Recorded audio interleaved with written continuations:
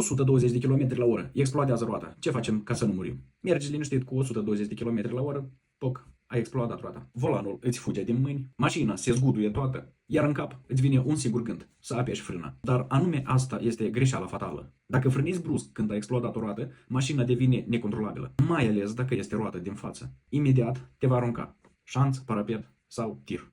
Instinctul îți spune să frânezi, dar pentru a rămâne viu, nu frâna. Ține volanul cât mai strâns și drept. Lasă ca mașina să ruleze. 2. Mașina va trage într-o parte, în partea în care a explodat roata, iar tu, din inerție, vei smunci volanul în partea opusă. Nu face asta. Scopul nu e să învingi mașina, ci să o ții sub control. Țineți traiectoria, apucă volanul cu ambele mâini, mortal strâns și fără mișcări bruște. Fără panică. Lasă scânteile să sară, lasă cauciucul să fumige, dar nu lăsa volanul. Doar tu controlezi mașina în situația dată. Nu electronica, nu frânile, ci tu.